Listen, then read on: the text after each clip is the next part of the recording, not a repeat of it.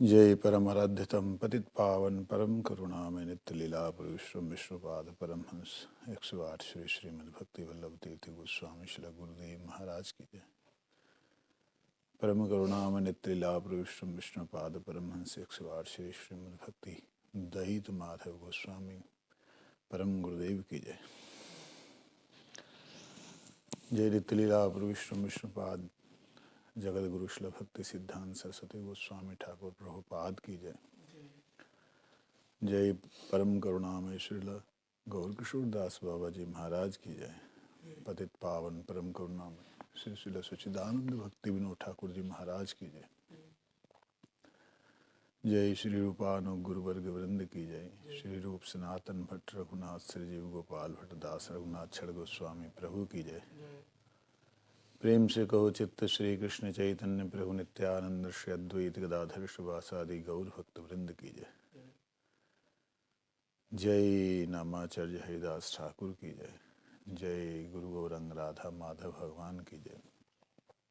जय अखिल भारतीय श्री चैतन्य गौड़ीय मठ की जय। ततन्य शाखा मठ समूह की जय। तीर्थाश्रम की जय। गिरिराज गोवर्धन की जय। समागत भक्त वृंद की जय। जय धर्म की जय। गौर प्रेमानंदे हरि हरि बोल। गुरुवे गौरचंद्राय राधिकाय तदालय कृष्णाय कृष्ण भक्ताय तद्भक्ताय नमो नमः।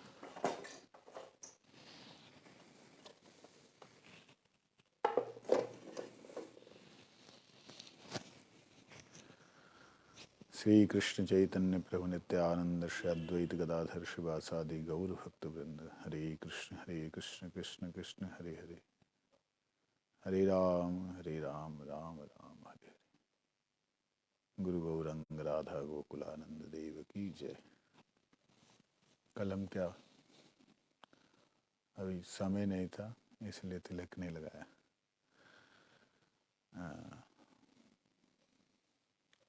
कल क्या श्रवण करते रहे थे लास्ट में,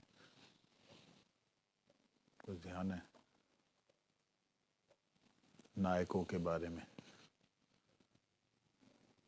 कौन कौन से धीर ललित, धीरोदात्त, धीर उद्धत, ये सब शब्द नए नए हैं।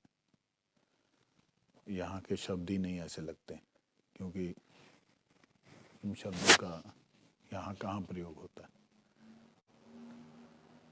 तो आज आगे चलते हैं।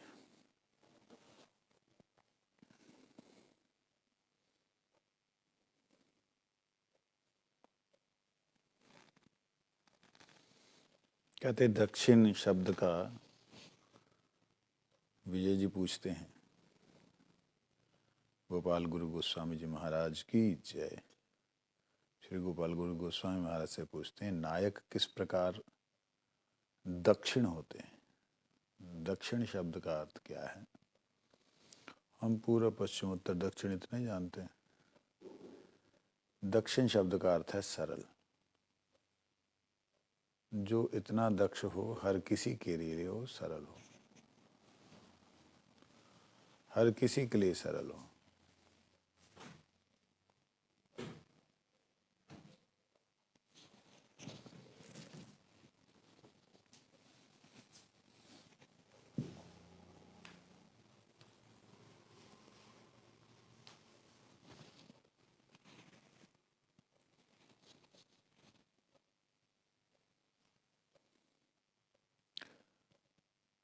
जो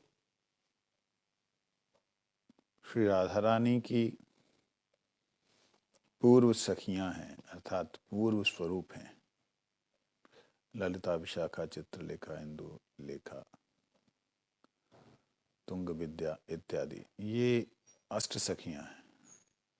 ये मूल नायिका हैं, मतलब पूर्व नायिका।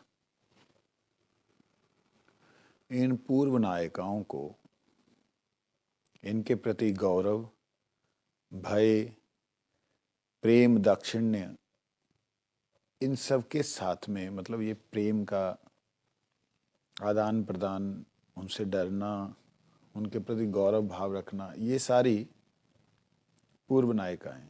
अर्थात श्री राधा रानी से भी जो उम्र में बड़ी हैं उनके लिए उनको गौरव प्रदान करना, राधा रानी के समान हैं, इस तरीके से श्री राधा रानी से ही प्रकट होकर के राधा रानी की शक्तियां राधा रानी के भाव को जैसे वर्धन करती हैं, तो कृष्ण जो हैं उनके प्रति गौरव भाव रखते हैं, भय रखते हैं, प्रेम में उनके प्रति जो व्यवहार है पूरा रखते हैं। वो उनको छोड़े भी ना किसी दूसरी नायिका के प्रति, अर्थात श्री राधा रानी के किसी दूसरे गुण के प्रति अपने चित्त को लगाते हैं। इधर छोड़ा भी नहीं है, उधर चित्त लगाया भी हुआ। कहते हैं वे हैं दक्षिण नायक। समझ लगे?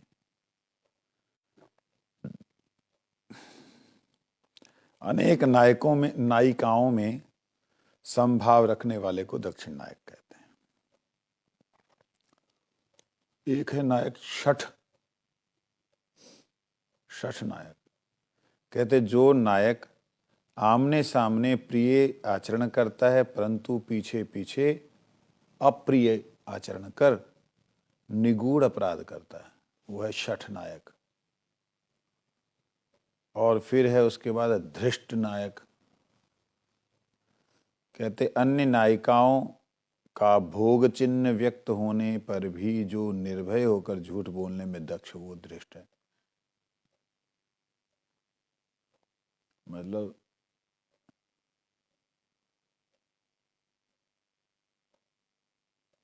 अन्य नायिकाओं के प्रति जो श्री राधा रानी की अन्य जो शक्तियां हैं, उनके प्रति प्रेम भाव दिखलाने पर उन नायिकाओं में वो चिन्ह रह जाए,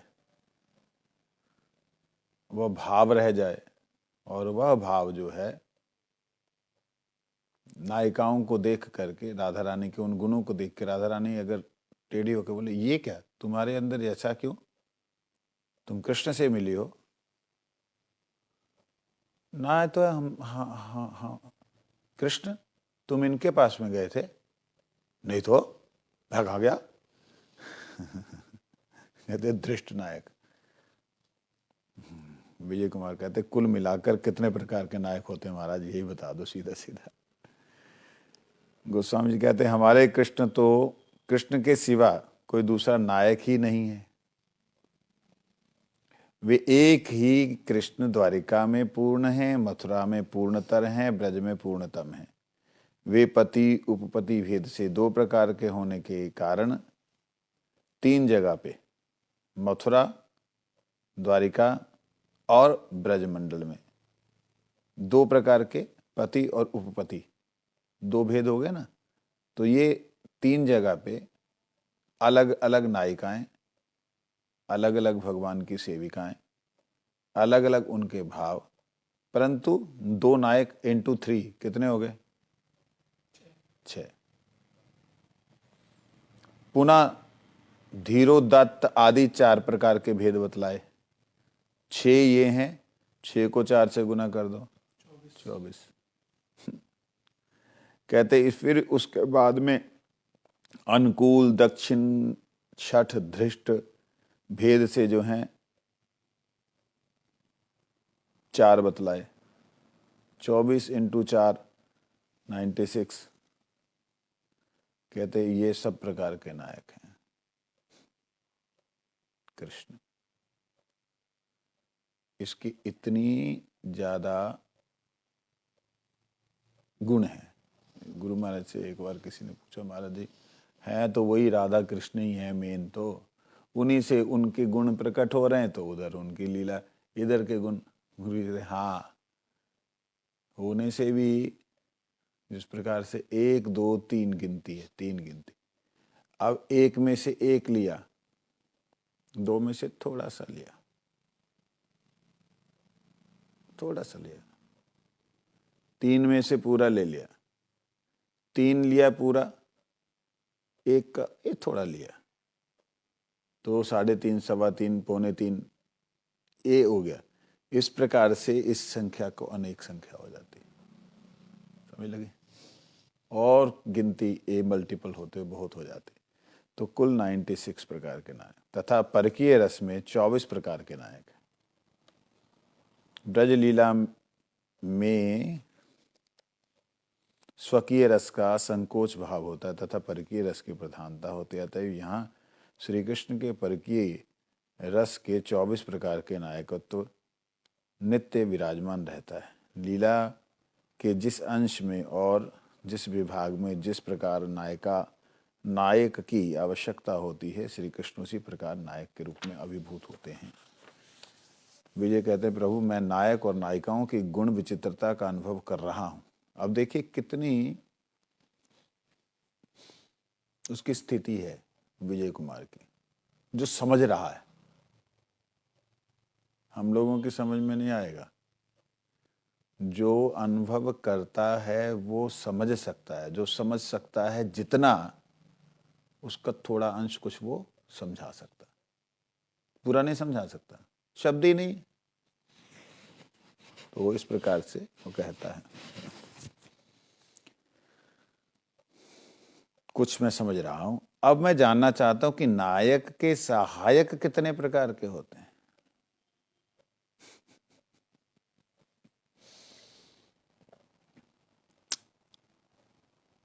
नायक के सहायक 5 प्रकार के होते हैं। चैट, विट, विदूषक, पिठमर्द और प्रिय नर्म। ये 4 प्रकार के सखा ठाकुर जी के नायक के सहायक होते हैं। ये सभी नर्म अर्थात मधु वाक्य द्वारा, मधुर वाक्य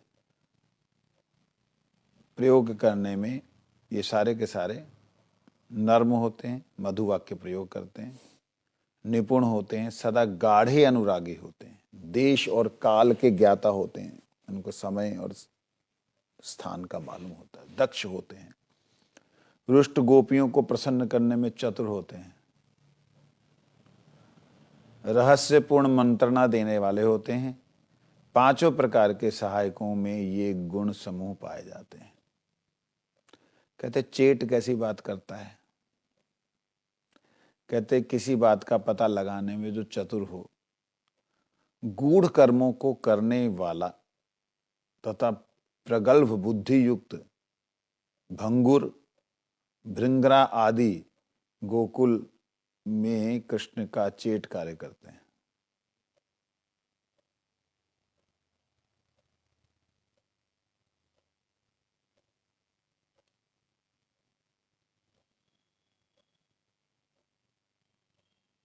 किसी भी बात का पता लगाने में चेट उसे कहते हैं। किस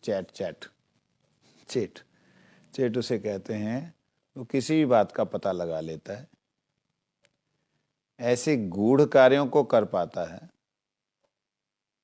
जो कृष्ण का जो कार्य है, जो कृष्ण जानना चाहते हैं, उन गूढ़ कार्यों को वो करता है। कृष्ण को क्या जानने की जरूरत है, सर्वंतर्यामी है। लेकिन लीला को परिपुष्ट करने के लिए इस प्रकार से होता है। जैसे मुझे मेरे घर का सब कुछ पता है, कितने घर के खाने हैं, कितना क्या है, सब मालूम है। मैं कहूं मैं आंखें बंद कर रहा हूं, तुम चुप जाओ, आंखें बंद की, छुपे, मुझे मालूम है सब जगह है। तो मैं ढूंढने का, बच्चे को ढूंढने का अभिनय करता हूं। ये भी मालूम बच्चा छुपा कहाँ है, पता नहीं पता नहीं पता नहीं पता नहीं, कहाँ गया, बच्चा खुश होता है। तो इसी प्रकार से भगवान के हृदय से, अंतःकरण से प्रकट हुई श्री राधा रानी और राधा रानी के अंतःकरण से प्रकट हुई गोपियां श्री कृष्ण के दिव्य भावों को आनंद प्रदान करने के लिए एक प्रकार का ना जानने वाला और जानने वाला भाव प्रकट करते हैं। उन्हीं भावों को यहाँ पे चतुर, गूढ़ कर्मों को जानने वाला, भंगुर, भिंगरा, ये शब्द नहीं मालूम, इनका कार्य करते हैं। कहते विट कौन है, कहते जो वेश की रचना करें, श्रृंगार करें। धूर्त, जो धूर्त हो, बातचीत करने में चतुर हो, वशीकरण आदि क्रियाओं में पटु, कराड़, भारती बंध आदि कृष्ण के विट हैं। ये कृष्ण की वेश की रचना करते हैं और इतने धूर्त होते हैं कि ये कुछ भी बोल देते हैं और बातचीत ऐसे करते हैं कि मैंने तो इसके लिए नहीं बोला था, मैंने तो इसके लिए बोला था,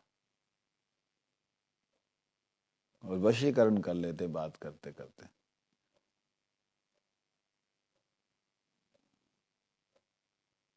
जिसके कारण से ये लोग क्रियाओं, जो ये वशीकरण इत्यादि क्रियाओं में पटु होते हैं। कराड़ और भारती बंध आदि कृष्ण के ये हैं कौन कौन? जैसे भंगुर और भृंगरा, ये जो हैं कृष्ण के चैट, कृष्ण का चैट कार्य करते हैं। इन दो जने मेनली भंगुर और भृंगरा ऐसे है। पदु कराड़ और भारती बंध, ये दो जो हैं कृष्ण के विट सखा हैं। विदूषक कौन है? विदूषक, विदूषक जानते हो? विदूषक होते हैं, उनका अर्थ बतला रहे हैं। विदूषक कहते हैं भोजन प्रिय होते हैं, कलह प्रिय होते हैं, ऐसे ही कलह करते रहते हैं। हम लोग गए थे किल्लोल कुंड में। अंगभंगी, बाक चातुरी, वार्तालाप में बड़े चतुर, और तथा वेश द्वारा हंसाने वाले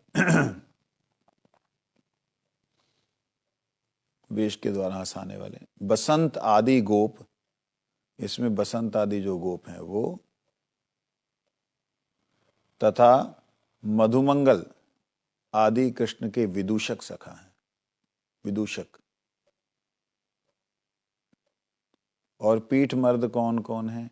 कहते नायक जैसा गुणवान होकर भी नायक की आज्ञा अनुसार चलने वाले श्री राम ही कृष्ण के पीठ मर्द हैं। श्री राम सखा पीठ मर्द हैं।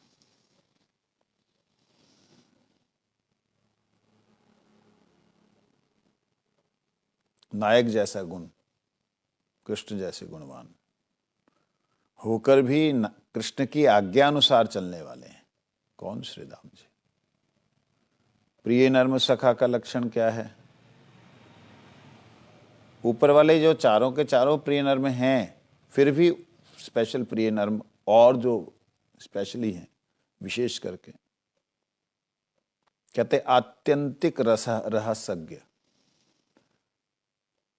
बहुत विशेष रहस्य को जानने वाले, जो किसी को भी नहीं बताते, मतलब ऊपर वाले सखा ना उनको भी नहीं बताते। इनके अंदर थोड़ा सखी भाव होता है, मतलब सखियों की तरह ही चलना ढलना, और ये सखियों में घुस भी जाते हैं वार्तालाप करते करते। इसमें सुबल और अर्जुन आदि कृष्ण के प्रिय नर्म सखा हैं। ये ऐसे हैं कि कई बार गोपियों जैसा वेश बना करके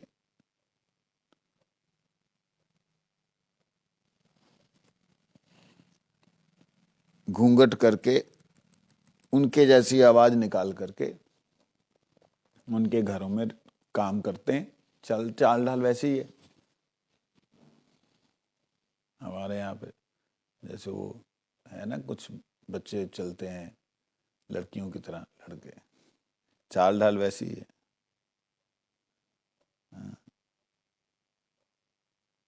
परंतु ये कृष्ण का कार्य सिद्ध करने के लिए गोपियों को, अर्थात राधा रानी के गुणों को आनंद देने के लिए, या राधा रानी की सेवा के जो स्वरूप हैं उन्हें आनंद देने के लिए कृष्ण के परम सहायक होते हैं अर्जुन और सुबल सखा।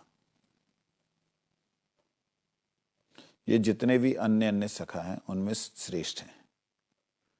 चैट विट विदूषक पीठ मर्द प्रिय नर्म सखा, इन पांचों में चैटों का दास्य, पीठ मर्दों का वीर रस, बाकी सब का सख्य रस है। चैटगण किंकर हैं और शेष किंकर हैं और शेष चार सखा हैं। क्या सहायकों में स्त्रियां नहीं होती? सखा होते हैं। क्या जो नायक हैं उनकी सहायक स्त्रियां नहीं होती? गोस्वामी कहते हैं हाँ हैं, उनको दूती कहते हैं। मतलब दूती, दूत होते हैं ना, दूत, तो दूत के ऑपोजिट दूती। दूतियां कितने प्रकार की? कहते हैं दो प्रकार की, स्वयं दूती और आप्त दूती। कटाक्ष और वंशी ध्वनि स्वयं दूती है। कटाक्ष, कटाक्ष ताड़ना, देखना, और वंशी ध्वनि ये स्वयं दूती है। मतलब वंशी की ध्वनि जो है ना वो स्पेशल जा करके सबके बजती एक है, सुनती अलग अलग है। कटाक्ष देखते तो ठाकुर जी एक ही दृष्टि से, लेकिन सबको अलग अलग उसके इशारे मालूम पड़ते हैं। तो ये कृष्ण की। और दूसरी है आह, अदाप्त दूती कौन, आप्त दूती कौन है? कहते हैं प्रगल्भ वचन बोलने में प्रवीण, वीरा और चाटु वाक्य बोलने में चतुर वृंदा। जो प्रगल्भ वचन है उनको बोलने में जो बड़ी प्रवीण है, बड़ी होशियार है, वह है वीरा। और बड़े चाटु वाक्य, मतलब सुन लीजिए ना, मान लीजिए, चाटु वाक्य, प्रगल्भ वचन ऐसा ही होगा, फिर सोच लीजिए। आप मान नहीं नए, फिर बाद में गिड़गिड़ाओगे। तो वृंदा जी जो हैं वो है चाटु वचन। चाटुकार होते ना, प्यार से बात करके, मना करके। ये दोनों कृष्ण की आप्त दूती हैं। स्वयं दूती और आप्त दूती ये साधारण दूतियां हैं, असाधारण दूतियां हैं। इनके अतिरिक्त लिंगणी, दैवज्ञा, शिल्पकारिणी आदि और भी अनेक असाधारण दूतियां हैं। इनमें से लिंगिणी, देवाज्ञा, दैवाज्ञा और शिल्पकारिणी ये भी साधारण दूतियां हैं। लिंगणी का अर्थ है जो मन बुद्धि के अंदर दिव्य विकारों को प्रकट करें, वो विकारों को दैवाज्ञा की तरह महसूस करावें कि ये प्रभु की इच्छा है, ये मेरे भाग्य में ही ऐसा है। और विशेष रूप से चित्र बनाए या और शिल्प कार्य करें। कहते ये साधारण दूती हैं। दूती मतलब समझ, दासियां। नायिका दूती विचार के प्रसंग में इनका विस्तार वर्णन किया जाएगा आगे जाके। मैंने कृष्ण के नायक, विजय ने बोला, विजय बोल रहे हैं, मैंने श्री कृष्ण रूप नायक के भाव गुणों का अनुभव कर लिया है। लो जी, अनुभव भी कर लिया। मतलब कहाँ तक ये पहुंचे हुए हैं जो बात पूछ रहे हैं। तथा ये समझ भी गया हूं कि पति उपपति दोनों भावों में श्री कृष्ण की नित्य लीला करते हैं। वे द्वारिका में पति भाव, ब्रजपुरी में उपपति भाव में लीला करते हैं। हमारे कृष्ण उपपति हैं, इसलिए ब्रज की रमणियों के संबंध में हमें जानना आवश्यक है। हम जो है ब्रजवासी हैं, तो हमारे ठाकुर जी उपपति हैं। अब आप देखिए, आप ब्रजवासी हैं, आपके अपने ब्रज में कैसा होता है। सारे के सारे मतलब ब्रजवासी जो हैं ठाकुर से इतना प्रेम करते हैं कि होली के समय में सभी ठाकुर जी को लेकर के खेल रहे होते हैं। ठाकुर जी को लेकर खेलने का मतलब लोगों को ये ना समझ आए कि अपने पतियों को ठाकुर जी मानती ना। बूढ़ी होगी, जवान होगी, बच्ची होगी, सभी जगह खेल रहे होंगे।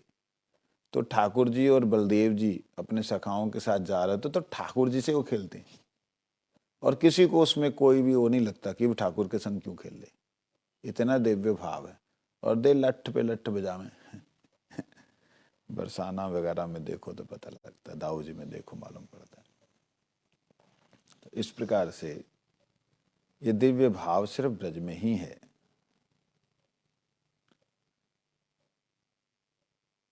कि इसीलिए हमें ब्रज की रमणियों के बारे में विजय कुमार जी कहते जानना आवश्यक है। गोस्वामी कहते ब्रजेंद्र नंदन श्याम सुंदर की जो सब ब्रज ललनाएं हैं उनमें अधिकांश परकीय हैं। इसका कारण यह है कि परकीय के बिना मधुर रस पूर्णतः विकास नहीं होता। विवाह संबंध से पूर्व की वनिताओं का रस सीमित रहता है। शुद्ध ठाकुर जी की सेवा की वासना अर्थात वह कामना, उस शुद्ध कामना से युक्त ब्रजवासियों का रस जो है वो असीम है होता है। इसी रस से कृष्ण को सर्वाधिक सुख प्राप्त होता है। जो विवाह की हुई जो वनिताएं हैं उनको एक मर्यादा, एक लिमिट में चलना होता है, और ब्रजवासियों का तो असीम भाव है। उन्हें कोई मर्यादा नहीं ठाकुर जी के साथ, किसी प्रकार का कोई भय नहीं। कहते इसका तात्पर्य कहते हैं क्या है। श्रृंगार रस के परम रसज्ञ श्री रुद्र कहते हैं, श्रृंगार रस के परम रसज्ञ श्री रुद्र कहते हैं, स्त्रियों की वामता अर्थात वक्रता, जाओ मैं बात नहीं करती, और दुर्लभता जिसमें निषेध, आप बस हो गया वहीं रहो, ये निषेध आदि जो बाधाएं हैं वही कंदर्प के परम आयुध हैं। अर्थात जब श्रृंगार रस का वर्णन करने वाले श्री रुद्र जी कहते हैं, जब स्त्रियां वाम टेढ़ी होकर के और नकारती हैं, कहते इससे और ज्यादा हृदय के अंदर उनको प्राप्त करने की लालसा जगती है। ये श्री रुद्र मतलब भगवान रुद्र नहीं, एक श्रृंगार रस के जो राइटर हुए हैं। और विष्णुगुप्त जी कहते हैं जहां निषेध रूप विशेषता होती है ना, और मृगनयनी ललना दुर्लभ हो पड़ती है, प्राप्ति नहीं होती, वो दुर्लभ हो जाती ना, अंदर में उसके है हाँ है, ऊपर से ना है, कहते उसी स्थान पर नायक का हृदय अधिक रूप से आसक्त हो जाता है। देखो रासलीला के समय कृष्ण आत्माराम होने पर भी जितनी गोपियां थी उतने ही स्वरूपों में कृष्ण प्रकट होकर उनके साथ लीला करते हैं। साधक मात्र को रासलीला के अनुगत होना चाहिए, जितने भी साधक हैं सबको। इसमें विशेष उपदेश ये है कि यदि साधक कल्याण की इच्छा रखते हैं तो उन्हें भी भक्त की भांति उस लीला में प्रवेश करना चाहिए। उनको कृष्ण जैसा आचरण करना नहीं चाहिए।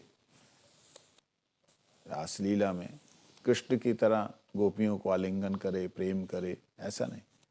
कृष्ण का दास होकर कृष्ण उनसे प्रेम करें, कृष्ण के प्रति भाव हो। तात्पर्य उनको गोपी भाव के से गोपी के अनुगत होकर ही उस लीला में प्रवेश करना चाहिए। विजय कुमार जी बोलते हैं कृपया गोपी भाव को कुछ अधिक स्पष्ट करने की कृपा करें। गोस्वामी जी कहते हैं नंदनंदन कृष्ण गोप हैं, वे सिवाय गोपियों के किसी भी दूसरी रमणी के साथ रमण नहीं करते। श्रृंगार रस के अधिकारी साधक भी ठीक उसी प्रकार से कृष्ण भजन करेंगे जैसे गोपियों ने श्री कृष्ण की सेवा की है। साधक अपने को भावना मार्ग में ब्रज गोपी भावना कर किसी सौभाग्यवती ब्रजवासिनी की परिचारी का मानकर उनके निर्देश के अनुसार राधा कृष्ण की सेवा करेंगे। अपने को प्रौढ़ा माने बिना रसोदय होना असंभव है। यह प्रौढ़ा अभिमान ही ब्रज गोपित्व धर्म है। श्री रूप गोस्वामी कहते हैं माया कलित ताद्रिक स्त्रीशीलने अनुसूये भी न जातु ब्रज देवी नाम पति भी सह संगम। प्रौढ़ा अभिमान युक्ता ब्रज देवियों का योग माया कल्पित उनके विवाहित पतियों के साथ कभी संगम हुआ ही नहीं। अभिसार आदि के समय योग माया कल्पित ठीक वैसी ही गोप मूर्ति घर में देखकर गोपगण ऐसा समझते कि हमारी पत्नियां घर पर ही हैं। अतएव वैसी अवस्था में उनको श्री कृष्ण के प्रति द्वेष ईर्ष्या करने का अवकाश ही कहाँ है।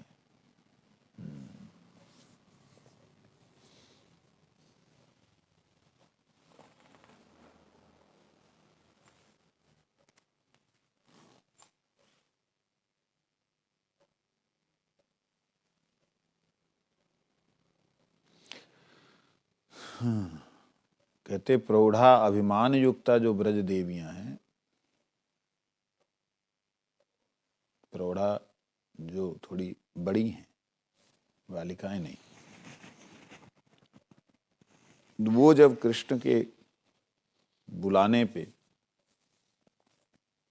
चली जाती हैं तो योग माया ठीक वैसी ही एक गोपी की मूर्ति घर में बना करके घर के सारे कार्य करती है, योग माया करती है।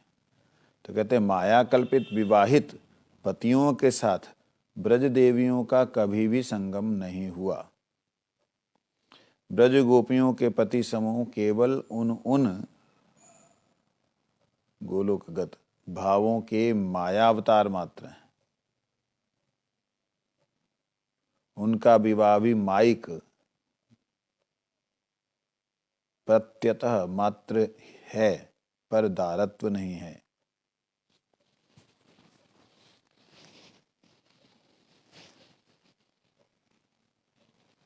तथापि प्रौढ़ात्व अभिमान नित्य वर्तमान होता है। ऐसा ना होने से वामता, दुर्लभता, प्रतिबंधकता, निषेध, भय आदि से उत्पन्न अपूर्व रसोदय कदापि स्वभावतः संभव नहीं। वैसा अभिमान ना रहने से ब्रज रस का नायिका भाव प्राप्त नहीं किया जा सकता। उदाहरण जैसे लक्ष्मी जी वैकुंठ की लक्ष्मी जी से कहते हैं, जो ब्रज के ब्रजवासी गोपगण हैं,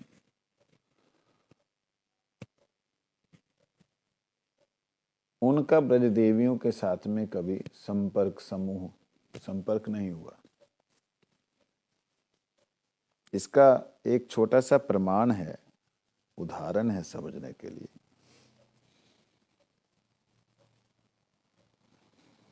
कि कृष्ण के किशोर होने तक जितने बालकों का जन्म हुआ, उसके बाद ब्रज में किसी भी बालक के जन्म होने की बात नहीं है। अर्थात जो गोपियों का विवाह ब्रह्मा जी के विमोहन लीला के समय उन गोप बालकों के साथ हुआ, जो गोप बालक कृष्ण के सखा थे, परंतु कृष्ण ही गोप बालक बन के सब सखाओं के घरों में गए और ब्रह्मा जी ने उन सखाओं को छुपा के रखा। तो उस समय जो कृष्ण उनके घरों में गए, वो कृष्ण से जिनका विवाह हुआ, नेचुरली वो कृष्ण है ये बात ना समझते हुए कृष्ण के प्रति ही सारी बालिकाएं जो प्रौढ़ा हैं, विवाहिता हैं, अविवाहिता, उन सबका कृष्ण के प्रति आसक्ति, कृष्ण ही एकमात्र सबके स्वामी। तो जो गोपगण हैं उन सबका भी कृष्ण के प्रति ही विशेष प्रेम है। होता ये है कि जब ब्रह्मा जी से सारी लीला संवरण करते हैं, ब्रह्मा जी वाले अर्थात जो नित्य गोप हैं, सखा हैं, वो जब आ जाते हैं तो घर में आकर के देखते हैं, भाई तुम कहाँ से आए गई गोपियों, तेरो घर कहाँ है? वहाँ है। तेरा ब्याह हो गया? अच्छा चल ठीक है, ले खाना ले आ। वो बच्चों को ये नहीं पता, वो भाव जीवन भर रहा है, अनंत काल तक रहता है। उन्हें ये नहीं मालूम कि ये पत्नी है मेरी, परंतु कहीं नहीं जाना, पत्नी है तो घर में रहेगी, जैसी मेरी मैया रहे। बच्चे पैदा करने हैं, विषय भोग में लिप्त होना है, ये उन्हें नहीं आता, अर्थात वो नहीं जानते हैं। ये कैसे संभव हुआ? ये योग माया के द्वारा संभव है। परंतु फिर उपपत्ति भाव क्यों है? उपपत्ति भाव केवल लीला वर्धन के लिए, जिसमें भय भी है पति का। तो भय है कहीं पति सारे ना आ जाए वन के अंदर, इसलिए योग माया सब घरों में एक एक स्त्री का, मतलब एक एक गोपी का रूप धारण करके रहती है इस ब्रज की लीला में। लेकिन गोलोक के अंदर थोड़ा सा अंतर है। ब्रज गोपियों के पति समूह केवल उन भावों के माया अवतार मात्र हैं। क्या है? माया अवतार। दिखने में वो हैं कि हाँ भी गोपगण, लेकिन वो माया अवतार है। वो भोग करने वाले, जहां उनके साथ में संपर्क संबंध स्थापन करने वाले नहीं हैं। कहां पर? गोलोक में। और उनका विवाह भी माइक प्रत्यत्य, अर्थात माइक विश्वास मात्र। उनका विवाह भी ऐसे कि विश्वास है कि हमारा विवाह हो गया। अच्छा, विवाह हो गया, मैं भी, अब मेरी है तो मेरी बहू है ऐसा भाव है मात्र। पर दारत्व नहीं है कि मतलब मेरी पत्नी है, भाव मात्र है उसमें। इसका प्रमाण यह है कि कृष्ण का तो यदुवंश करोड़ों में फैल गया, वहां पे, कहा? द्वारिका में। लेकिन ब्रज के अंदर जहां जैसा स्थिर था वैसा ही रहा। यहां के सखाओं की उम्र बूढ़ी होकर के दाढ़ी वाले नहीं बने। ब्रज का एक जो दिव्य भाव था वो कृष्ण के प्रति जैसा स्थिर था वैसा ही रहा। ये एक दिव्यता ब्रज के अंदर देखी गई। बच्चे पैदा होकर के यहाँ का वंश नहीं बढ़ा है कि कन्हैया ये मेरे बेटे का बेटा है, ऐसा नहीं हुआ है। द्वारिका में श्री कृष्ण ने मनुष्य लीला की है, यहाँ श्री कृष्ण ने आत्मलीला की है। यहाँ आत्माओं का सम्मिलन है, वहाँ शरीरों का सम्मिलन है। तो यहाँ की लीला और वहाँ की लीला में अंतर है। तो ये बात है। तो कहते हैं अगर ये प्रौढ़त्व का अभिमान ना हो तो लीला नहीं होगी। प्रौढ़त्व मतलब मैं पत्नी हूं किसी की, ये अगर भाव नहीं होगा तो उससे छुपने का कोई मतलब ही नहीं आएगा। तो ये अभिमान जो है क्या करता है? वर्तमान रहता है, जिसके कारण वामता, टेढ़ा चलन, दुर्लभता, ना अब तुम वहीं रहो, और प्रतिबंधकता, प्रतिबंध लगाना, निषेध करना, भय आदि, ये उनके ऊपर प्रतिबंध लगता है। पति कहाँ जा रही हो? नहीं, जल जल जल जल भरवे को जा रहे, जल भरवे को जा रहे, अब तो जल ये पड़ो है, नहीं ये तो नहावे काजे रखो। ये जो प्रतिबंधता, जिसमें ठाकुर जी से मिलने का दुर्लभ जो भाव है वो हमेशा नित्य नवीन रहता है। और निषेध, ना जानो, बैठो, भय, हाय लगता है कि पता लग गया है। इस प्रकार के दिव्य भावों का संचार होता है। कहते हैं अगर ये सब ना हो तो दिव्य रस, अपूर्व रस जो पहले नहीं हुआ, ऐसा रस उदय ही नहीं होगा।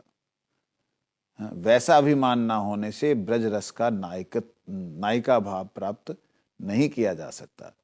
उदाहरण लक्ष्मी, वैकुंठ की जो लक्ष्मी जी हुआ, वैकुंठ की लक्ष्मी जी आई, लेकिन मैं भगवान जी से मिलूंगी। अब रानी है, मिलना चाहे तो मिले ना, लेकिन गोपी भाव में ना मिल पाई, गोपीन की तरह ना मिल पाई। भगवान ने कहा ठीक है, आ जाओ द्वारिका में, रुक्मिणी जी के रूप में आओ, लीला करे, रास करे, नाचे, रास नाचे। परंतु जैसे गोपियों के अंदर भय मिलन का वो सब, अपने को प्रौढ़ा जानने का भाव क्या है? गोस्वामी जी से प्रश्न करते विजय कुमार। गोस्वामी गुरु जी कहते हैं, ब्रज के किसी गोप के गृह में पैदा हुई बालिका हूं, ये भाव। नव यौवन प्राप्त होते ही मेरा विवाह किसी गोप युवक के साथ हो चुका है, ऐसा विश्वास होने से श्री कृष्ण संभोग की लालसा बलवती होती है। मतलब मेरा विवाह उनसे, लेकिन मैं उनसे मिलने जाना है, ये और ज्यादा प्रेम जो है उसमें टेढ़ी चाल चल के मिलने की इच्छा करता है। इस प्रकार अपने को अप्रसूति का, गोप नारी का भाव का आरोप करना ही गोपी भाव है। इस प्रकार से अपने को अप्रसूति का अर्थात मैं गोप की पत्नी हूं, किसी गोप की पत्नी हूं, ये भाव। और अप्रसूतिका का अर्थ होता है कि मेरे को ठाकुर के लिए, जहां बच्चों को ना जन्म देने वाला भाव। कहते हैं यदि कृष्ण पुरुष हो तो पूर्वोक्त गोपी भाव का आरोप कैसे सिद्ध हो सकता है। विजय कुमार ने बोला, अब वो पूर्वोक्त आपने जो कहा अप्रसूति का, बच्चों को जन्म ना देने वाला जो भाव है,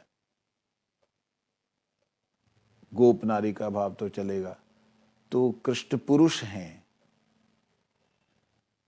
तो ये जो ऊपर जो गोपी भाव है कैसे सिद्ध होगा। कहते माइक स्वभाव के पराधीन होने के कारण लोग अपने को पुरुष समझते हैं। शुद्ध चित्त स्वभाव में कृष्ण के पुरुष परिकरों को छोड़कर अन्य सभी स्त्रियां हैं। चिद गठन में वस्तुतः स्त्री पुरुष चिन्ह ना होने पर भी स्वभाव और दृढ़ अभिमान वश जो कोई ब्रजवासिनी होने का अधिकार प्राप्त करते हैं, जिसकी मधुर रस में रुचि होती, वही केवल ब्रजवासिनी होने के अधिकारी हैं। देखिए, माइक स्वभाव के पराधीन, सांसारिक स्वभाव के अधीन होने के कारण लोग अपने को क्या समझते हैं, पुरुष।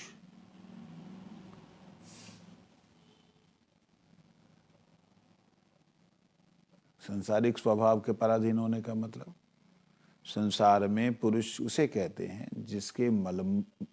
जिसके मूत्र इंद्रिय के स्थान पे जनन इंद्रिय का स्थान जो होता है, उसके कारण वो लोग इंद्रियों के अधीन होते हैं संसार में। परंतु शुद्ध चित्त स्वभाव में, शुद्ध चित्त स्वभाव, ज्ञान जो ठाकुर जी का ज्ञानमय जो स्वभाव है, उसमें कृष्ण के पुरुष परिकरों को छोड़कर, कृष्ण के जो पुरुष परिकर हैं, कितने पुरुष परिकर हैं, बाबा, दादा, भैया, सखा, ये सब रे पुरुष परिकर, दास जो हैं, ये सब पुरुष परिकरों को छोड़कर बाकी जितनी हैं वो सब स्त्री हैं। अब शब्द ध्यान पे, एक एक शब्द को ध्यान से पढ़िए, देखिए और समझिए। चिद गठन में, चैतन्य गठन में, चिन्मय गठन में, ज्ञानमय शरीर का जो गठन हुआ है, स्वयं प्रकाशमान दिव्य शरीर का जो गठन हुआ है, उसको कहते हैं चिद गठन में। वस्तुतः अर्थात वास्तव में चिद गठन में स्त्री पुरुष चिन्ह ना होने के कारण, स्त्री पुरुष का चिन्ह निम्न इंद्रियां ना होने पर भी, चिन्मय जगत में ये सब मलमूत्र के स्थान नहीं है, ये बात की प्रामाणिकता सिद्ध हो रही है। वहां पे चैतन्य तत्व ऐसा है कि मेरा ये हाथ इस हाथ को अगर चाह रहा है तो इनमें इतना विलय हो जाता है कि ये हाथ एक दूसरे हाथ में पूरी तरह मिलीन हो जाता है, मिल जाता है, बाद में फिर दोबारा पूरी तरह जब बिछुड़ता है तो फिर उसको और ज्यादा कष्ट होता है। इस प्रकार से चिन्मयता होती है। बात कुछ समझ आ रही? नहीं आ रही ना? इस जगत में कोई भी उदाहरण नहीं है इस प्रकार का कि जो एक दूसरे के साथ मिल गए पूरी तरह, मिलने के बाद फिर जब अलग हुए, फिर दिव्य मिलन की लालसा हुआ और अपने अपने को अलग समझे, मिलके पूरी तरह मिलकर एक होके भी फिर अलग होकर के अलग हो जाए। इस संसार में कोई ऐसी वस्तु नहीं। उस जगत में यही खासियत है कि स्त्री और पुरुष का चिन्ह मलमूत्र के स्थान को छोड़ करके बाकी सारे का सारा स्त्री और पुरुष भाव है, भाव मात्र है। यहां स्त्री पुरुष भाव हो ही नहीं सकता मलमूत्र के स्थान को छोड़ करके। यहां जनन इंद्रियों को छोड़ करके स्त्री मैं हूं, मैं पुरुष हूं, ये भाव हो ही नहीं। तो क्या हिजड़े हैं वहां पे सारे गोलोक में? ना भैया, ना मल का स्थान है ना मूत्र का स्थान है। क्यों नहीं है? क्योंकि जो वस्तु ग्रहण की है वो वस्तु पूर्ण है। खाया भी अगर है तो पूर्ण है, वो जाकर के वो विकारी नहीं होगा। या पानी पीने से जाना पड़ता है, भोजन करने से जाना पड़ता है, वहां भोजन करने से जाना नहीं पड़ता, पानी पीने से जाना नहीं पड़ता। वो चिन्मय जगत है, मतलब चैतन्यता प्राप्त होने से वर्धन होता है, घटन नहीं होता है। मतलब ये एक दिव्यता है।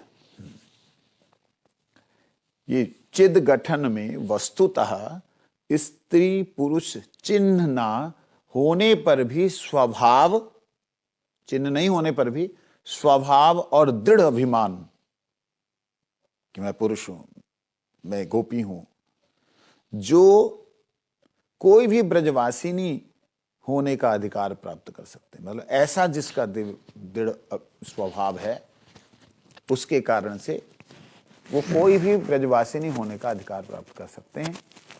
जिनकी मधुर रस में रुचि होती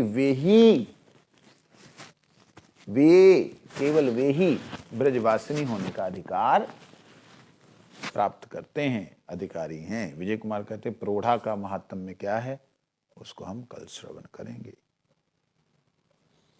कितनी विचित्र बातें बोली जा रही,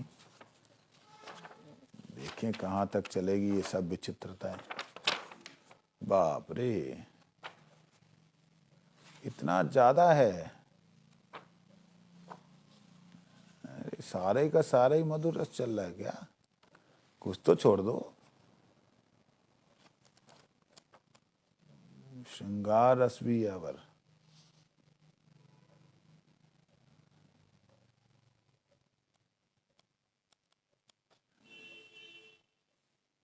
सारे के सारे ही